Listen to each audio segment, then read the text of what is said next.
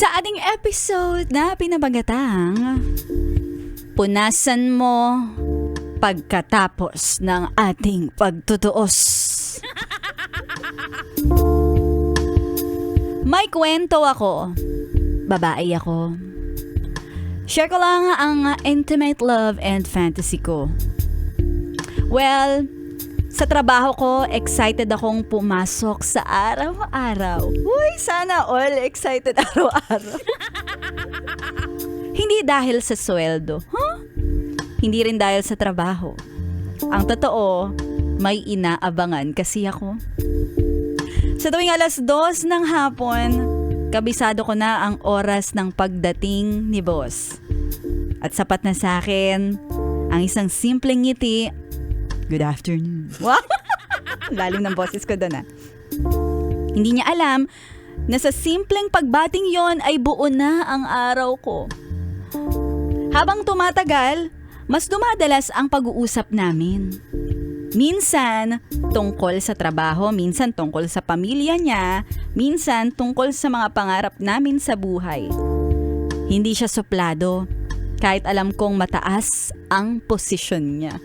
Anong posisyon niya? Kaya kapag may nagtatanong sa akin, bakit lagi akong excited pumasok? Ngumingiti lang ako. Sinasabi ko, kasi naman, may pinapasok ako sa opisina niya araw-araw.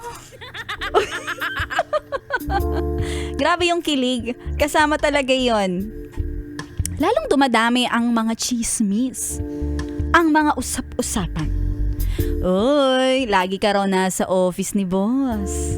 Uy, baka may something na kayo Baka favorite ka na yata niya. Pero hinahayaan ko lang silang magsalita. Isang gabi, walang tao sa building. Pinaakyat ako ni boss sa taas ng office. Pag-akyat ko, parang lasing si boss. Nakakalat lahat ng mga gamit niya at may 2 red wine ang naubos niya.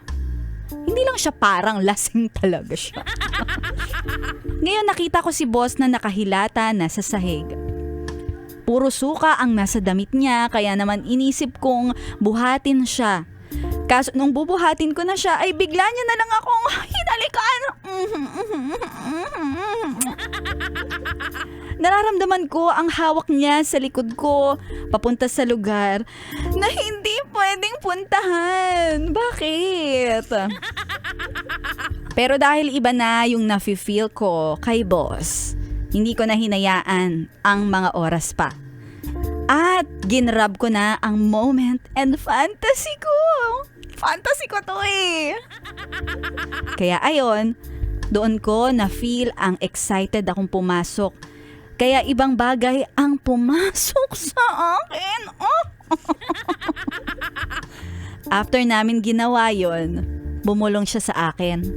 Sabi niya sa akin, I love you. Pagkatapos ng lahat, iniwan ko na siya.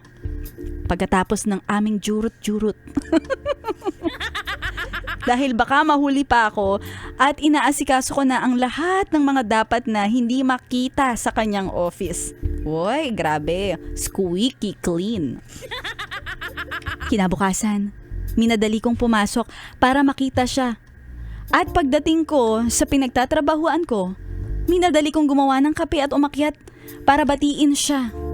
Ngunit ang nakita ko ay ang masayang-masaya niyang muka habang ka-video call ang asawa at anak niya.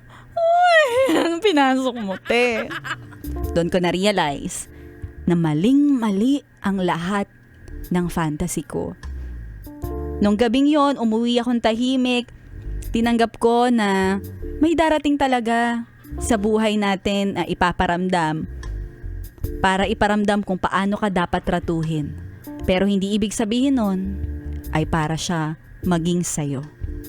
Siguro ito na rin ang panahon para aminin, hindi ako sekretarya, hindi ako office staff, hindi rin ako empleyadong naka-aircon buong araw.